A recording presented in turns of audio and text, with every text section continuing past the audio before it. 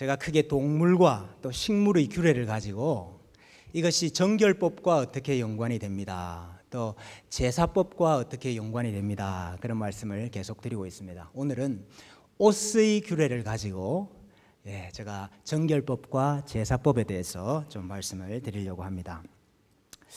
동물이 사람을 상징한다. 그것이 가장 기초였죠. 또 식물이 사람을 상징합니다. 그게 가장 또 기초였습니다. 옷이 사람을 상징합니다. 아히야라는 선지자가 있었죠. 하나님께서 솔로몬 이후에 여로보암과 르호보암에게 이 나라를 찢어서 나누어 주시게 됩니다.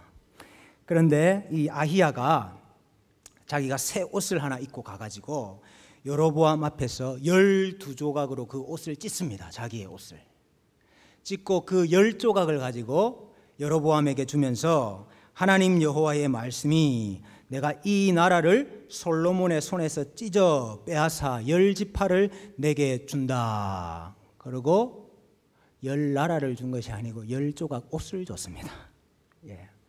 왠고 하니까 이 옷이 사람을 상징하고 백성을 상징하고 나라를 상징할 수 있기 때문에 그렇습니다. 이사야 50장 9절에 보니까요. 보라, 주 여호와께서 나를 도우시리니 나를 정죄할 자 누구냐. 보라, 그들은 다 옷과 같이 헤어지며 좀이 그들을 먹으리라. 여기에도 사람을 옷으로 비유를 하고 그 사람을 치는 것을 좀이라. 그들이 좀과 같이 먹힘을 당할 것이다. 이렇게 말씀을 하고 있죠. 느헤미야 5장에 보면은요, 느헤미야가 백성들을 이끌고 귀환을 합니다.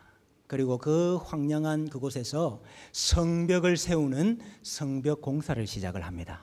얼마나 백성들이 어려운 가운데서 일을 하고 헌물을 내고 그렇게 해서 성벽 공사를 하고 있는데, 그 중에서 어떤 백성들은 아주 가난한 자들에게 비싼 이자를 받고 돈을 빌려준 겁니다. 고리대금업을 한 거죠. 그러면서 그 돈을 다 갚지를 못하니까 그 대신에 너 밭 내놔라, 너 포도원 내놔라, 감람원 내놔라, 그래가지고 다 빼앗아 간 거예요. 그래서 느헤미야가 이 일을 알고 이렇게 이야기를 하는 겁니다. 내가 옷자락을 털며 이르기를 이 말대로 행하지 아니하는 자는 모두 하나님이 또한 이와 같이 그 집과 산업에서 털어버리실지니 그는 곧 이렇게 털려서 빈손이 될지로다. 너희들 절대로 이제 높은 이자 주고 돈 빌려주지 말고, 너네들이 빼앗았던 밭이 있으면, 포도원이 있으면, 감람원이 있으면 다시 다 돌려주라 그랬거든요. 이 말대로 하지 아니하는 자들은 자기 옷을 털면서 이와 같이 하나님 앞에 다 털릴 것이다. 빈 털털이 될 것이다. 이렇게 맹세를 시켜요. 그래 백성들이 다 아멘. 옷자락을 털면서 왜 너희들이 털린다 그러죠? 옷이 사람을 상징하기 때문에 그렇습니다. 요한계시록에 보면 여러 교회가 나오는데요. 그 중에 한 교회 4대 교회가 있었지요. 살았다 하는 이름은 있으나 죽은 자로다. 아주 무서운 책망을 받은 교회였습니다. 그런데 하나님께서 그 교회에 소망이 있다 이야기하셨죠. 소망이 뭡니까? 그러나 사대에 그 옷을 더럽히지 아니한 자 몇 명이 내게 있어 흰 옷을 입고 나와 함께 다니리니 그랬습니다. 사대 교회 성도들은 다 더러운 옷 입고 있는데 몇 명만 세탁한 옷, 깨끗한 옷 입고 있다, 그런 말입니까? 그런 말이 아니죠. 다 더러워졌는데, 다 살았다 하는 이름은 있으나 죽은 자인데 그 가운데서도 자기 옷을 더럽히지 아니하였다. 이 말은 자기를 성결하게 지키고 있는 자들이 있다, 거룩한 자들이 있다, 그 말이죠. 그것을 옷으로 상징을 합니다. 옷이 사람을 상징합니다. 여기에 근거해서 정결법이 나옵니다. 정결법, 레위기에 정결법이 나와요. 여러분 참 재미있는데요, 부정해지는 상황이 여러 상황이 있지 않습니까? 구약 율법에 보면은, 레위기에 보면 부정한 짐승을 먹었을 때나 혹은 부정한 짐승과 내가 접촉했을 때 내가 부정해지죠. 여러분 그렇게 부정해진 사람이 정결해지는 방법이 뭘까요? 피부병이 생겼습니다. 피부병이 생기면 부정해져요. 이렇게 부정해진 자가 다시 정해지려고 하면 방법이 뭘까요? 의복에 색점이 생겼습니다. 의복에 색점이 생겼는데 그것을 세탁을 싹 했더니 그 색점이 다 벗겨졌어요. 그 벗겨지고 나면 자동적으로 정해지는 게 아닙니다. 뭐 하면 정해질까요? 색점이 생긴 집에서 먹고 자고 했어요. 그러면 그 안에서 먹고 자고 한 나도 부정해집니다. 그렇게 부정해진 사람 어떻게 하면 정하게 될까요? 유출병이 있는 사람, 또 유출병이 있는 사람과 접촉한 사람 부정해지거든요. 그렇게 부정해지면 어떻게 하면 정해질까요? 답은 다 똑같아요. 뭐 하면 되겠습니까? 옷을 빨면 됩니다. 여러분 이상하죠? 피부병이 났으면은 몸을 씻어야지. 예? 몸을 씻으면 정하게 된다. 그건 이해가 되는데 옷을 빨아야 정하게 된대요. 내가 부정한 것과 접촉을 했으면 손을 씻어야죠. 근데 옷을 빨아야 정하게 돼요. 왜 그렇겠습니까? 왜 그렇겠습니까? 옷이 사람을 상징하기 때문에 그렇습니다. 그래서 옷을 빤다는 말은 자기 자신을 성결하게 한다, 자기 자신을 거룩하게 한다, 그런 의미가 있는 거예요. 옷을 빠는 게. 여러분 옷을 찢는 거는 뭘까요? 성경에 보면 많은 경우에 옷을 찢는 경우가 나오는데 옷을 찢는 것은요, 내가 이와 같이 찢어진다 하는 걸 표현한 겁니다. 그래 보통 어떨 때 옷 찢습니까? 회개할 때, 혹은 슬픈 일을 당했을 때. 헐크도 아니고 뭐 옷을 자꾸 찢어. 내 마음이 이와 같이 찢어진다. 내가 하나님 앞에 회개하는데 하나님 앞에서 내 마음을 이와 같이 찢습니다. 이 표가 뭐냐면 옷을 찢는 거예요.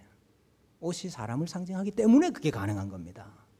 이 레위기의 정결법들은 옷이 사람을 상징하기 때문에 가능한 거예요. 이스라엘 백성들이 마음을 찢어야 되는데, 하나님 앞에 나와서 회개할 때 마음을 찢어야 되는데 백성들이 그렇게 안 하고 옷만 찢은 거예요. 옷만.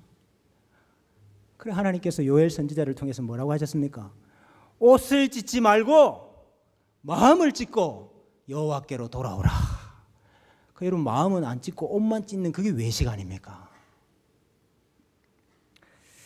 여러분 정결법에 또 이런 법이 있습니다. 두 재료로 직조한 옷을 입지 말아라. 율법에 그런 율법이 있어요. 두 가지 재료로 만든 옷을 입지 말아라. 오늘날로 같은 뭡니까? 면 60%, 폴리에스테르 40% 이런 건 입지 마라 이 말이죠. 예? 그러면 이 율법대로 우리가 혼방된 건 입으면 안 됩니까? 면 100%만 입어야 됩니까? 이 율법이 무슨 뜻이지요? 두 재료로 혼합한 옷을 입지 말아라. 이 뜻이 뭐지요? 옷이 사람을 상징한다니까요. 너희가 가나안 땅 들어가거든 가나안 족속들과 섞이지 말아라 이 말입니다. 애굽 사람의 풍습 따르지 마라 이 말입니다. 이방과 너희는 분리되어야 된다. 거룩을 지키라 이 말이에요. 이게 예수님께서도 비슷한 비유 말씀하셨어요. 생배 조각을 낡은 옷에 붙이는 자가 없나니 만일 그렇게 하면 기운 새 것이 낡은 그것을 당기어 헤어짐이 더하게 되느니라. 이 말씀 무슨 말입니까? 네? 이 말씀 뜻이 뭡니까 여러분? 예수님께서 이 말씀하셨을 때 새 포도주가 왔어요.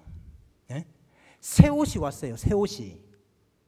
근데 이 새 포도주와 새 옷을 받으려고 하면 헌 부대 갖고는 안 된다 이 말입니다. 헌 옷에다가 갖다 붙일 수가 없다 이 말입니다. 이게 지금 예수님 당시에 서기관과 바리새인과 대제사장들에게 하시는 말씀이거든요. 너희가 여전히 그 헌 부대가 되어 있어 가지고는 너희가 여전히 헌 옷이 되어 있어가지고는 새 포도주와 새 옷을 감당할 수가 없다 이 말이에요. 새 포도주가 부어지면 그 부대가 터진다 그랬습니다. 새 조각을 붙이면 옛날 옷은 찢어지어서 헤어짐이 더 심하다 그랬어요.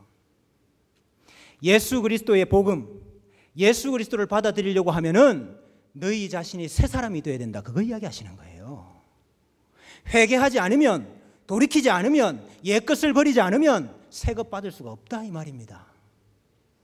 예수님께서도 그 율법을 가지고 오늘 이 말씀을 하시는 거예요. 이 옷에 대한 의미 때문에 제사법이 나옵니다. 제사법. 제사장들이 하나님의 집에서 수종 들려고 하면은 제사장이 거룩해야 되죠. 부정한 사람 하나님의 전에 함부로 들어갈 수가 없습니다. 근데 여러분, 제사장을 어떻게 거룩하게 만들까요? 예? 어떻게 하면 제사장이 거룩해질까요? 거룩해지는 방법 중에 하나가 뭔지 아세요? 레위기 8장 30절 한번 보십시오. 모세가 관유와 제단 위에 피를 가져다가 아론과 그의 무엇에요? 아론과 그의 무엇에? 아론과 그의 옷과 그의 아들들과 그의 아들들의 옷에 뿌려서 아론과 그의 옷과 그의 아들들과 그 아들들의 옷을 뭐하게 하고요? 거룩하게 하고 그래요. 여러분, 제사장이 거룩해야 하나님께 나아올 수 있고 제사를 드릴 수 있는데 제사장을 거룩하게 하는 방법이 뭐냐? 피가 필요하고 거룩한 기름이 필요하죠. 관유가 필요하죠. 근데 그 피와 기름을 제사장에게만 붓는 게 아니고 제사장의 옷에 발라라. 그 아들들의 옷에 발라라. 그래서 그들과 그 옷을 거룩하게 해라. 이 말이 무슨 말입니까? 옷이 그 사람을 상징하기 때문에 제사장이 입고 있는 그 옷도 거룩해야 되는 거예요. 옷이 거룩하다, 그 사람이 거룩하다는 말이에요. 스가랴에 보면은 스룹바벨이 돌아오고 난 뒤에 열심히 성전 공사할 때 말입니다. 그때 대제사장이 누구였습니까? 왕 노릇을 했던 사람은 스룹바벨이고 그 당시에 대제사장이 누구였죠? 여호수아입니다. 여호수아. 근데 환상 가운데 보니까 스가랴가 보니까 여호수아가 더러운 옷을 입고 있는 거예요. 여호수아가 더러운 옷을 입고 있는 거예요. 그래서 하나님께서 더러운 옷을 벗기시고 다시 옷을 바꿔 입혀주시는 환상을 보여줍니다. 스가랴 3장 4절에 보면 여호와께서 자기 앞에 선 자들에게 명령하사 그 더러운 옷을 벗기라 하시고 또 여호수아에게 이르시되 내가 내 죄악을 제거하여 버렸으니 내게 아름다운 옷을 입히리라. 더러운 옷을 벗기는 게 무슨 뜻이죠? 내 죄악을 제거하여 버렸으니 그 더러운 옷을 벗기는 게 죄악을 벗기는 거예요. 그리고 하나님께서 다시 거룩한 옷을 입혀주시죠. 그래야 뭐가 가능합니까? 그래야 뭐가 가능합니까? 제사가 가능하지요. 대제사장이 더러운 옷을 입고 하나님 앞에 설 수가 없다니까요. 하나님께서 그 옷을 깨끗하게 해야 대제사장이 하나님 앞에 제사를 드릴 수 있더라 이 말이에요. 하나님과의 관계가 회복되더라 이 말입니다. 또 재미있는 정결법이 있어요. 제사법이 있어요. 번제를 드릴 때 번제를 다 드리고 나면 그 재가 나오지 않습니까? 재, 태운 재. 그 재를 다른 곳에 갖다 버리는데 갖다 버릴 때 버리기 전에 해야 되는 일이 하나 있어요. 해야 되는 일이 뭔지 아십니까? 레위기 6장 10절 이하를 한번 보세요. 제사장은 세마포 긴 옷을 입고 세마포 속바지로 하체를 가리고 제단 위에서 불태운 번제의 재를 가져다가 제단 곁에 두고 그다음 그 옷을 벗고 다른 옷을 입고 그 재를 진영 바깥 정결한 곳으로 가져갈 것이요. 여러분, 제사 다 드리고 난 다음에 그 태운 재 처리할 때는 다른 옷을 입어야 돼요. 여러분, 이게 무슨 말입니까? 이게 무슨 말이죠? 제사로 말미암아 사람이 바뀌었다, 이걸 말하는 겁니다. 예? 제사장이 옷을 바꿔 입었다, 이 말은 네가 다른 사람이 되었다, 이 말이에요. 번제를 드림으로 하나님께서 그 번제를 기쁘게 받으셨기 때문에 네가 하나님 앞에 받음직한 사람이 되었다, 그거 보여주는 게 다른 옷을 입는 거예요. 그리고 죄 버릴 때는 다른 옷을 입고 버려야 돼. 대속죄일 있죠. 대속죄일 날 1년에 하루 대제사장이 지성소까지 들어갈 수 있습니다. 그죠? 지성소 안에 들어가서 제사를 다 드리고 피를 언약궤 앞에 7번 뿌리고 언약궤 위에 7번 뿌리고 다 제사하고 난 다음에 나올 때 어떻게 해야 됩니까? 레위기 16장을 보세요. 아론은 회막에 들어가서 이 대속죄일입니다. 지성소에 들어갈 때에 입었던 세마포 옷을 벗어 거기 두고 거룩한 곳에서 물로 그 몸을 씻고 자기 옷을 입고 나와서 자기의 번제와 백성의 번제를 드려 자기와 백성을 위하여 속죄해라 그랬어요. 여러분, 지성소에서 속죄 일을 행하고 난 다음에 나올 때는 원래 입었던 옷은 거기 벗어 두고 새로운 옷 입고 나와야 되는 거예요. 무슨 말입니까? 제사로 말미암아 새 사람 되었다는 뜻입니다.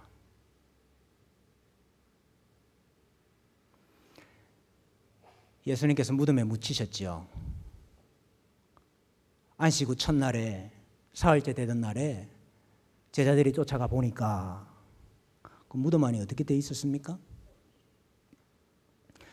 예수님께서 입으셨던 세마포 옷이 거기 남아 있었죠. 이게 무슨 말입니까 이게? 예수님께서 적신으로 부활하셨구나, 그 말입니까? 그 안에 세마포 옷이 남겨져 있다, 이 말은 예수님의 제사가 완성되었다, 그 뜻입니다. 예수님께서 대제사장으로 지성소에 들어가셔서 행하신 속죄의 제사가 완성되었기 때문에 세마포 옷이 거기 남겨져 있는 겁니다. 대속죄일입니다, 그게. 무덤이 지성소가 되었다는 아주 중요한 이미지를 많이 보여줘요.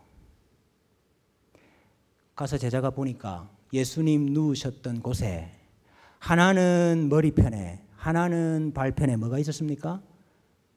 천사가 앉아 있었죠. 그룹이 있었습니다. 여러분, 이거 언약궤를 보여주는 너무너무 중요한 표현이에요.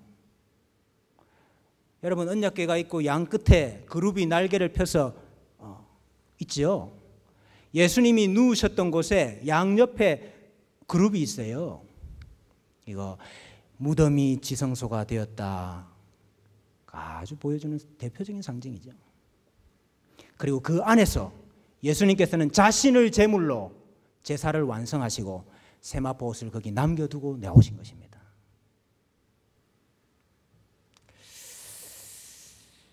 요한계시록 7장 13절에 보니까 하늘에서 제사가 이루어지고 있어요. 하늘에서 장로 중 하나가 응답하여 나에게 이르되 이 흰옷 입은 자들이 누구며 또 어디서 왔느냐? 내가 말하기를 내 주여 당신이 아시나이다 하니 그가 나에게 이르되 이는 큰 환난에서 나오는 자들인데 어린 양의 피에 그 옷을 씻어 희게 하였느니라. 대제사장이 옷을 거룩하게 하려면 어떻게 하면 됐습니까? 거룩한 기름 관유와 피를 바르면 거룩해졌습니다. 근데 오늘 하늘에 있는 성도들을 보니까 다 깨끗한 하얀 옷을 입고 하나님을 예배하고 있는데 그 옷이 어떻게 그렇게 하얗니까 했더니 뭐로 세탁을 했어요? 뭐로 세탁을 했어요? 예수님의 피로 세탁을 했습니다. 예수님의 피로. 예수님의 피 뿌림을 받은 자, 깨끗한 옷을 입고 있는 사람입니다. 여러분, 우리가 예수님의 피 뿌림으로 거룩하여지지 않으면은 우리는 더러운 옷을 입게 되기 때문에 하나님 앞에 나가서 제사할 수가 없어요. 하나님께 받아들여지는 사람이 될 수가 없어요. 근데 우리가 예수님의 피로 다 세탁한 옷을 입고 있어가지고 하나님께서 나와 함께 살자, 이 가능한 거죠. 생명이 있는 사람은, 오늘 오전에 다 못했는데 오전에 할 게 사실 더 많았는데, 생명 있는 사람은 옷도 바뀝니다. 예? 생명 있는 사람은 옷이 바뀌어요. 옷이 무슨 옷을 입고 다닙니까? 생명 있는 사람은, 생명 있는 사람은 예수 그리스도를 옷 입습니다. 갈라디아서 3장 27절, 누구든지 그리스도와 합하기 위하여 세례를 받은 자는 그리스도로 옷 입었느니라 그랬어요. 여러분, 생명 있는 사람은 이제 옷이 예수 그리스도라. 12해 동안 혈류병으로 부정해졌던 여인이 있었죠. 그 여인, 내가 예수님의 옷에만 손을 대어도 나음을 얻겠다. 그 믿음으로 옷에 손만 대었을 때에 12해 동안 부정해져서 하나님 앞에 나아갈 수 없었던 그 부정이 깨끗하게 처리됐습니다. 근데 여러분, 우리가 예수 그리스도의 옷을 만진 게 아니고 우리가 예수 그리스도로 옷 입고 있습니다. 예수님으로 옷 입은 사람, 하나님 앞에 나아갈 거리낌 있는 것이 아무것도 없다 이 말이죠. 하나님께서 우리를 그만큼 정하게 하셨다 이 말입니다. 로마서 13장 14절, 오직 주 예수 그리스도로 옷 입고 정욕을 위하여 육신의 일을 도모하지 말라.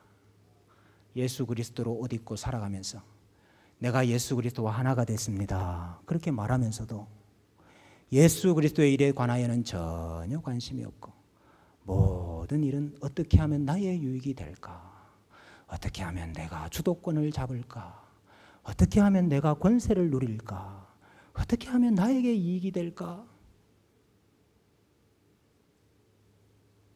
그러면 하나님께서 세탁해 주신 옷에 더러운 거 묻히는 겁니다. 예수 그리스도의 피로 깨끗하게 씻겨준 우리 옷, 천국 가는 그날까지 하얗고 깨끗하게 보존하고 하나님 앞에 가시기를 주님의 이름으로 소원합니다.